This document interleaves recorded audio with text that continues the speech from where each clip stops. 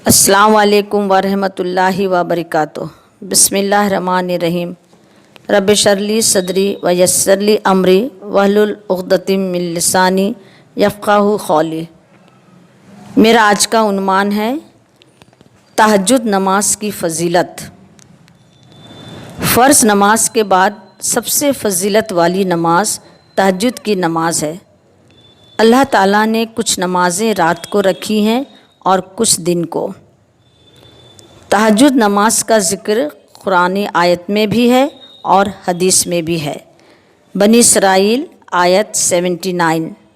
और किसी रात के हिस्से में से उसमें तहज्जुद पढ़ा कीजिए, जो कि आपके लिए फ़र्ज़ नमाज के अलावा जायज़ चीज़ है। उम्मीद है कि आपका रब आपको मक़ाम महमूद में जगह देगा। तहज्जुद को अफजल बनाया गया है वह नमाज जो तुम तन्हा पढ़ते हो, कोई नहीं देख रहा है। अकेले पढ़ने वाली नमाज लोगों के सामने पढ़ने वाली से 25 गुना ज़्यादा सवाब देती है। सबब यह है कि उस वक्त उसके जहन में कुछ सवाल ही पैदा नहीं होता, सिर्फ़ अल्लाह के साथ रहते हैं। एक और पहलू अल्लाह ताला ने रखा है। लोग ज़ोहर और असर में गिड़गिड़ा कर रो कर दुआ करते हैं और सब लोग जान भी जाते हैं तो बंदा शर्मा जाता है, लेकिन रात में तहज्जुद की नमाज में रो कर दुआएं करता है तो सिर्फ़ अल्लाह सुनता है। अल्लाह कहता है, तुम्हारा चेहरा जितना भी बिगड़ा हो, दिन में तुम शर्माते हो, लेकिन रात में बिगड़ा हुआ चेहरा, अंधेरे में बिगड़ा हुआ चेहरा मुझे पसंद है। अल्लाह को तो प्यारा दिल चाहिए। जब सुबह से लेकर इशा तक 10 आयतें पढ़ लें, अल्लाह गाफिलों में से उसका नाम काट देते हैं। नबी करीम सल्लल्लाहु अलैहि वसल्लम ने फरमाया, लोगों, रात की नमाज को लाजिम पकड़ लो, ये सालेहीन लोगों की आदत थी। ज़ारियात आयत 17। वे लोग रात को बहुत कम सोते थे और रात के आखिर में इस्तिग़फ़ार किया करते थे। ये सालेहीन की आदत थी कि वो रात में मग़फ़रत कराते थे। तुम रब से सच्ची मोहब्बत करते हो तो पूरी हो सकती है अगर तहज्जुद पढ़ लो। तुम्हारे जितने भी गुनाह हैं तहज्जुद की वजह से अल्लाह माफ़ कर देंगे। अल्लाह ताला उसकी इज़्ज़त को हमेशा क़ायम रखते हैं जिसके हाथ में अल्लाह की तरफ हाथ उठते हैं। हज़रत आयशा रज़ियल्लाहु बयान करती हैं, आप जब क़यामुल करते थे आपके पाँव फूल जाते थे और फट जाते थे। हज़रत आयशा रज़ियल्लाहु आपसे सवाल करती थी, आप इतनी मेहनत क्यों करते हैं? आप तो अल्लाह के रसूल हैं और बख्शाए हैं। तो आपने बड़ी ख़ूबसूरती से जवाब दिया, जब अल्लाह ने पूरी कायनात में अफजल बनाया तो मेरा शुक्र भी तो पूरी कायनात से अफजल होना चाहिए।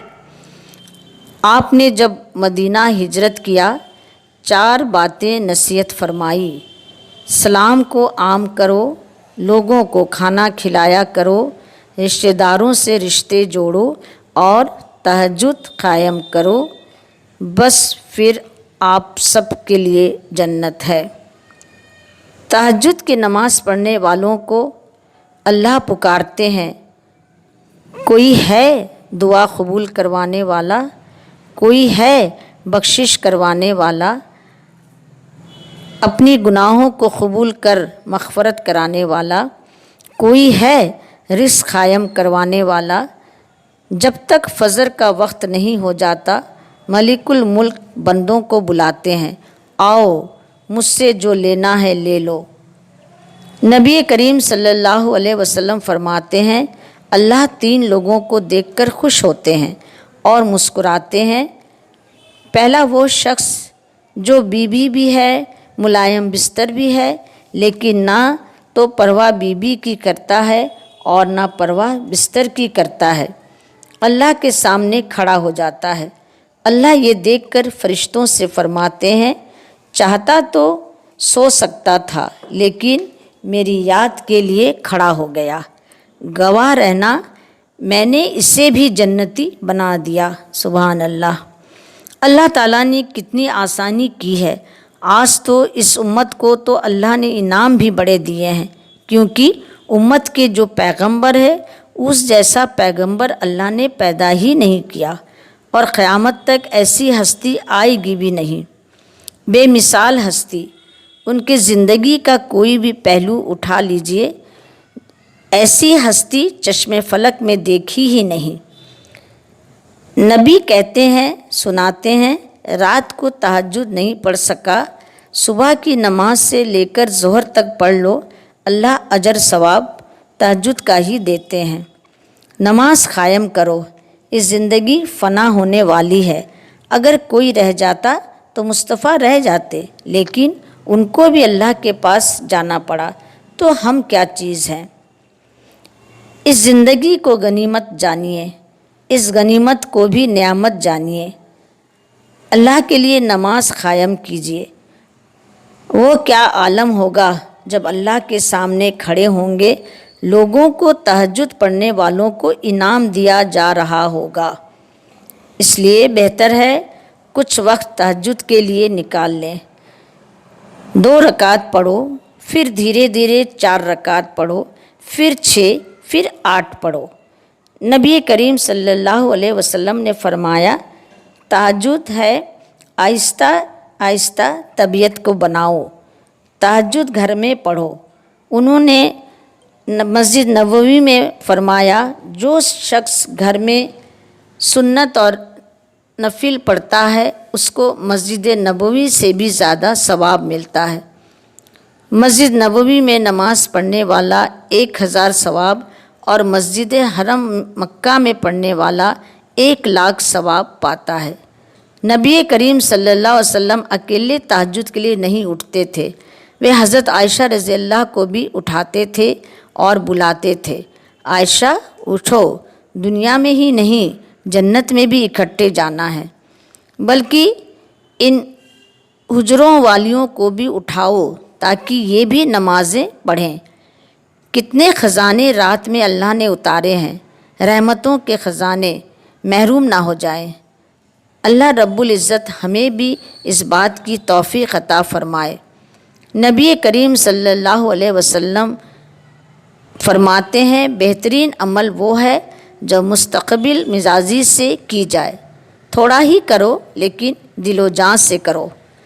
کچھ نہیں کر سکتے تو عشاء کے بعد ہی 8 رکعت پڑھ لیا کرو، 6 پڑھو، 4 پڑھو، 2 کی تو عادت ہی بنا لو۔ اللہ ہمیں توفیق عطا فرمائے۔ جتنے بھی یہ پیغام سن رہے ہیں، اللہ عزتوں، رحمتوں، راحتوں اور برکت سے نواز دے۔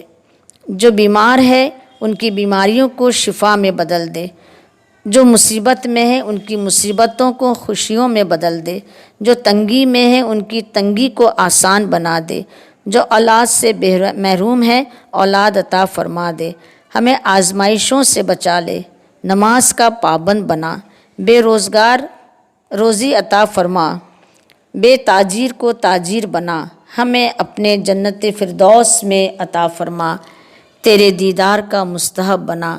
وآخر دعوانا الحمد للہ رب العالمین۔ جزاک اللہ خیر۔